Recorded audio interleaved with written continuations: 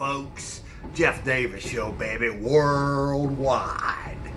It's 14 July, year of our Lord 2018.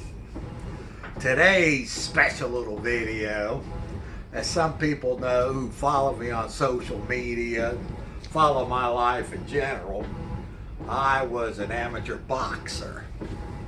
Officially, I had one amateur boxing match in the Akron Armory right here on 7 January 1977. I was 16 years old. One amateur fight, but my study of the science of boxing actually expands over about 3 years. I trained at what was then Tom Prock Boxing Gym in Brimfield, Ohio. He was a successful amateur boxer, and he got picked to be one of the Akron area Golden Glove boxing trainers, and his gym was in Brimfield. I trained there the end of 1976, from like maybe October 76 to January 77, and my fight with Hook Williamson. And then like 78, 79, even early 80s, I'd go over to the gym and do some sparring. And over the course of my life, I've done hundreds of rounds of sparring and running, skipping the rope, heavy bag, speed bag. Pretty much did it all as an amateur boxer over 3 years. Now, on that night, on January the 7th, I fought a man from Akron, Ohio. His name was James Hook Williamson. And I'm the first one to admit I was intimidated going into the fight. And that's another story. But anyway, so this took place in the Akron Armory in Akron, Ohio, January 7th, 1977. I was just almost turning 17. But anyway, James Hook Williamson went on to become a very exceptional professional boxer. He fought, in his professional boxing career, he fought two Olympians, Virgil Hill and John the Beast Mugabe, who both of them also went on to become world boxing champions. Virgil Hill and John the Beast Mugabe out of Uganda, one of their premier fighters. Hook Williamson is known throughout the Akron area through news stories and his success as a professional boxer. Not quite as well as the Michael Dynamite Dokes, the late Michael Dynamite Dokes, who came out of Akron, Ohio, and became a world heavyweight champion. But Hook Williamson he's still alive as far as last I'd heard, and he's a boxing trainer. So anyway, I trained about 3 months for this fight, from like October of 76 to early till the fight took place January 7th, 77. And I mean to tell you, Hook Williamson came out, and when that bell rang for the first round, he came out to knock my head off. And quite frankly, I had a friend of mine, or associate of mine, who was videoing the fight, and I thought I might go down, I might get knocked out, because he was just a wild man. But I didn't. I took his punches, delivered a few of my own. I never went down, and at the end of the day, I lost a 3-round decision to a future pro fighter, pro boxer, who fought some of the best in the world in his professional career. So I'm kind of proud of that. If I was going to lose, be a one-fight amateur boxer, James Hook Williamson would be one of the ones I'd want to lose to. And you can actually Google James Hook Williamson his professional boxing record comes up and a few additional stories. Now, as far as my boxing training over about 3 years, like I say, hundreds of rounds of sparring, speed bag, heavy bag, skipping rope, and running, I learned a few tricks as an amateur boxer. I don't have any boxing gloves, so I'm using these just for show.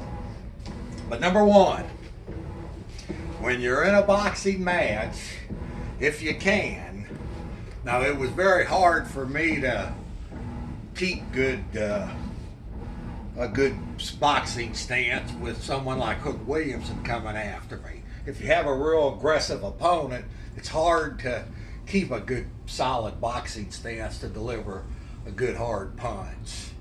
But if you have just a more of a counter boxer or a counter puncher that you're fighting, you want to have a good, strong, solid boxing stance.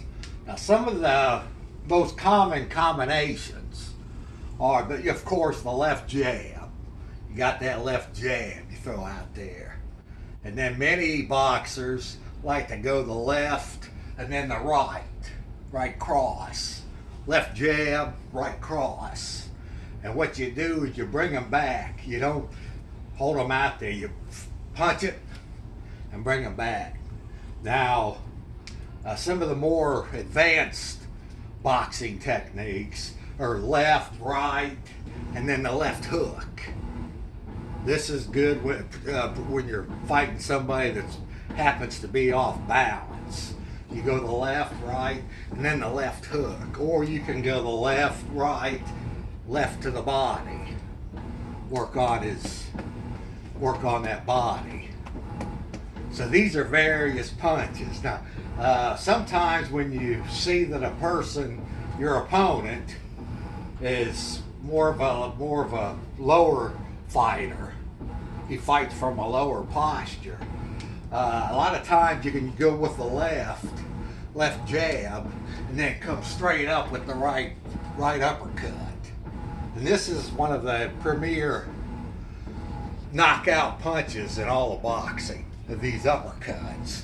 Jab, if your opponent's down here, you come up with the right uppercut. And if you hit them right, and believe me, I've been hit by a few hard right uppercuts, and it feels like your teeth are being knocked to the back of your head. If you hit them, if you get them just exactly where you're targeting, you can knock people out pretty much instantly. So you've got various combinations. You've got left jab, right cross, left hook, jab, right, uppercut, jab, uppercut. You can go to the body or the head on these uppercuts. So these are just some of the basic techniques I learned as an amateur boxer growing up in Akron, Ohio. And I'm glad I did it. Even just being an official one-fight amateur boxer. There were thousands of people at the Akron Armory that night in Akron. And I was nervous. You know, I'm fighting this guy from Akron named Hook Williamson, and I'm just this little hick from Akron, Ohio, so I was intimidated. But I didn't go down. He hit me with some shots I'll never forget.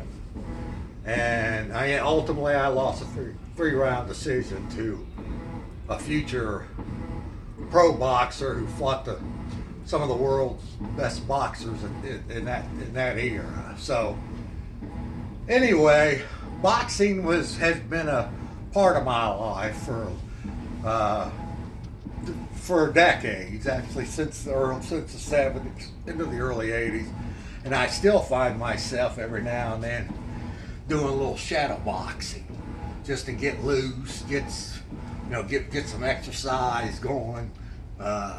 Get my arms and shoulders some exercise. So Anyway, Jeff Davis Show, one fight amateur boxer, Akron, Ohio. The whole experience studying the science of boxing over those years was interesting. And I think it takes courage to get into a boxing ring with somebody. It doesn't matter who's entering the ring and who the opponent is, because boxing is not a team sport. When you're in the center of that ring, it's on you. That's it. You don't have a teammate that can come bail you out if you make a mistake. So I have a lot of respect for boxers, people who will have the courage and the tenacity to step into a ring and box with somebody. As far as James Hook Williamson and his fights with Virgil Hill and John the Beast Mugabe, I mean, the Beast is a legend. He almost knocked out Marvelous Marvin Hagler while he was undefeated.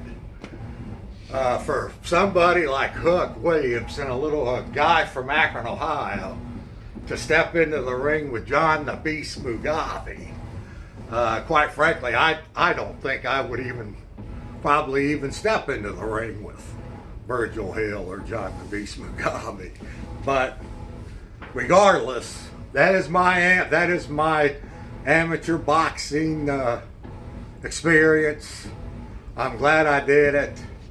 There was a story about my fight in the Akron Beacon Journal. I read it myself. I don't have it. I actually called the Akron Beacon Journal to see if they could send me a copy of the story with my fight with Hook Williamson, and I was told by one of the news people there that they didn't start archiving their stories until 1984. And of course this fight took place in 1977, but it's quite an experience right here, baby. Akron Golden Gloves Tournament, Akron Armory. That was the night I fought, 1977, 16 years old. Stepped in the ring with future pro middleweight contender James Hook Williamson. So with all that being said, folks, this is the Jeff Davis Show, baby, worldwide. 14 July 2018. I hope you learned a little something about the science of boxing. So, Jeff Davis Show worldwide. Peace out, baby.